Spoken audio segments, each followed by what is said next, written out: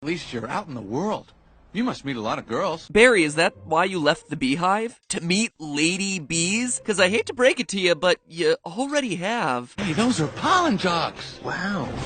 Hey, Jock. What do you think, Buzzy boy? Are you bee enough? I'm not talking about those ones right there. I'm talking about those ones. Worker bees that go out and gather pollen, what you know as the pollen jocks. Yeah, they're all female. All female.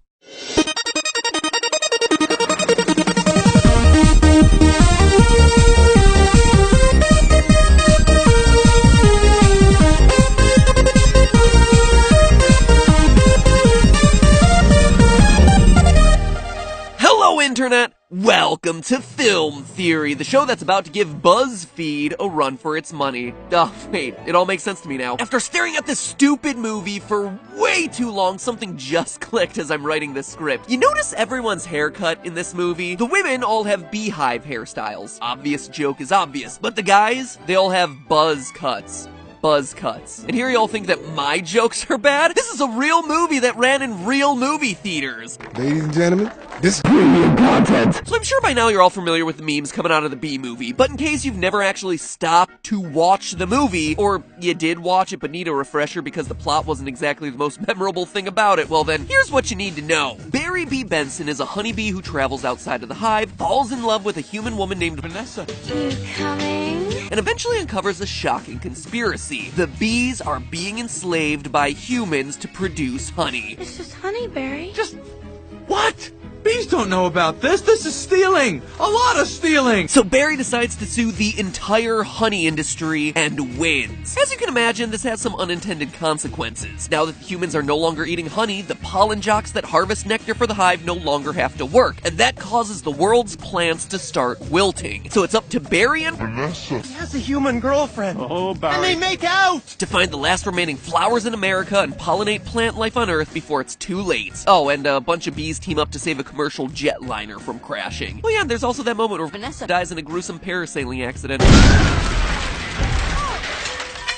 So many things are wrong about this film. The fact that bees and humans can apparently talk to each other, yet Barry's the first bee ever to try striking up a conversation with anyone. You like jazz? The fact that Barry has a romantic rival, and that romantic rival is a human. But besides that, the fact that Ken, his romantic rival, has a bee allergy that the movie just treats like a joke, even though bee allergies are very real and very serious medical problems. I mean, seriously, you think that people are spending hundreds of dollars on EpiPens just for the lols? And yet Ken is the one who's treated like the villain because he doesn't want to be in a room with a bee who could potentially kill him. And all of this wrapped in a movie about a love affair between an insect and a human. Nay, Jerry Seinfeld and a human. But perhaps worst of all is the message of the film. That bees are a vital part of the ecosystem, and without them, plant life as we know it would be wiped out. Because this simply isn't true. In fact, it's the complete opposite. Vanessa. And the environment as a whole would be better off if Barry B. Benson and his brash buddies would just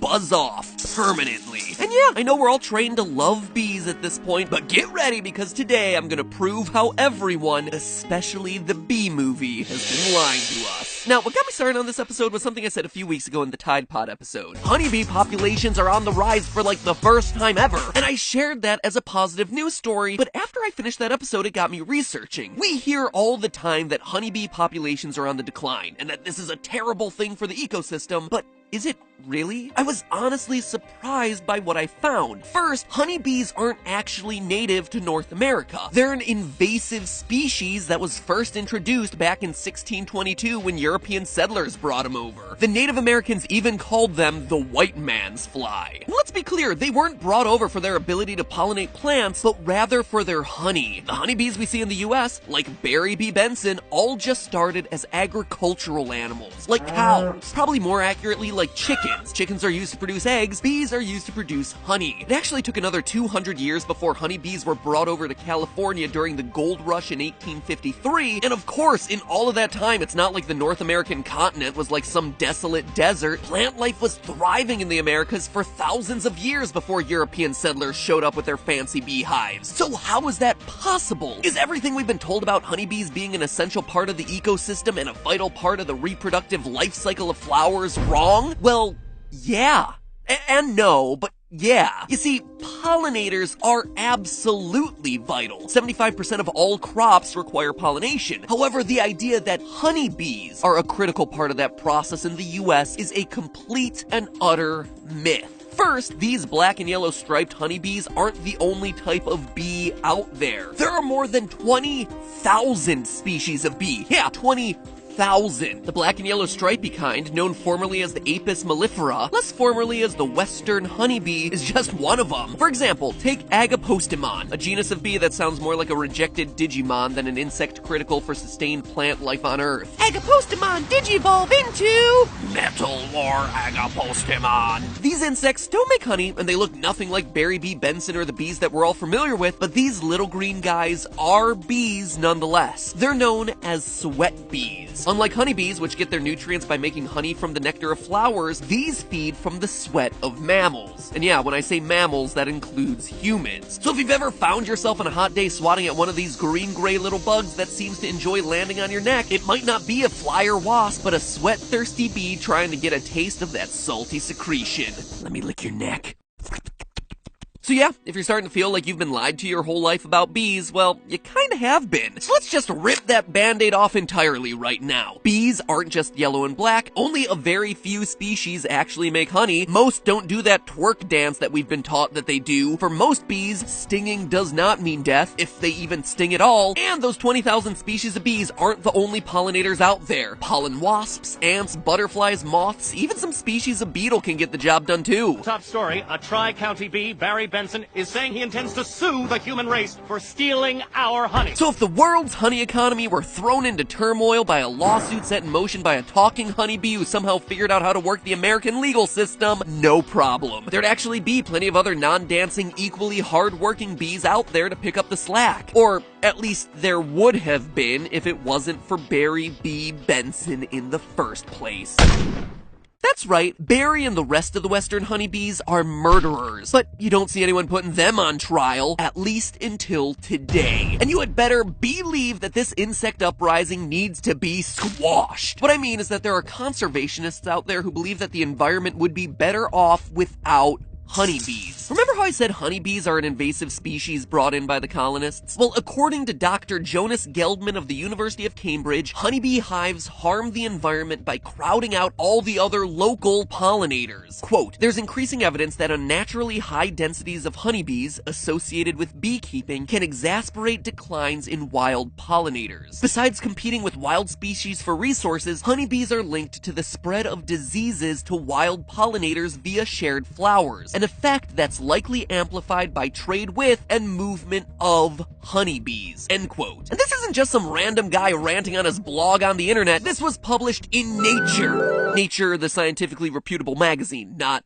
you know, Nature as in published in the woods. It's not like this guy was pulling a primitive technology and hewing his article into the side of a tree. This shall be my legacy! Anyway, his conclusions aren't all that surprising. Anytime you introduce a new species to an environment, more often than not, it's gonna have negative consequences on the local species, because the invader doesn't have any natural predators, and may be better suited to survive the new climate. I actually go much more in-depth in this episode covering the invasive species of the Pokemon verse over on Game Theory, so sting that eye icon after the episode to check it out. But when it comes to western honeybees, the data is there. In another Nature article published by First, the authors track the global decline of bumblebees, which, again, to be clear, are different from western honeybees. They also don't make honey, but bumblebees are on the decline, and it's the honeybee diseases spilling over into their populations that are causing it. Quote again, wild pollinators such as bumblebees are in global decline, one cause of which may be a pathogen spillover from managed pollinators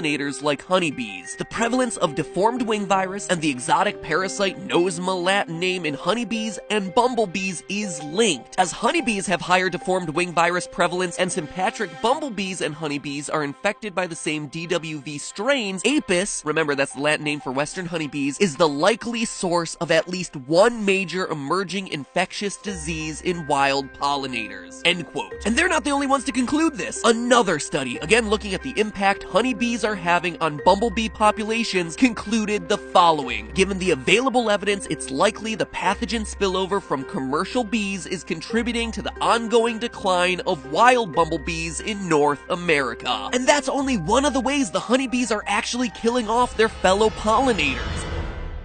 When you look at insects, honeybees are unique because they actually remove nectar from flowers in order to make their honey, while other insects are able to pollinate flowers without stealing the nectar. While that might not seem like that big of a deal, this paper by Diane Thompson at the University of California, Santa Cruz found that the western honeybee's strategy of creating nectar scarcity for other species ensures that the competition produce fewer offspring. Quote a final time. These results provide evidence that apis competitively suppress a native social bee known to be an important pollinator, with the potential for cascading effects on native plant communities. Bees have never been afraid to change the world. Yeah, change it for the worse, Barry. Sit your bumblebutt down, Seinfeld. I'm not done with you. Because if that wasn't enough, honeybees have one final secret advantage in all of this. They live in protected communities. Unlike other pollinators who have to fend for themselves in the wild, honeybees, because they're agricultural animals, are protected by their farmers, thus giving them a survival advantage. It's a whole heck of a lot easier for an insect species to survive when it gets to live in a safe little box on a farm. Barry seems to think that honeybees are an important part of the environment, but nothing could be further from the truth. When it comes to ecological problems, Barry isn't part of the solution, he's part of the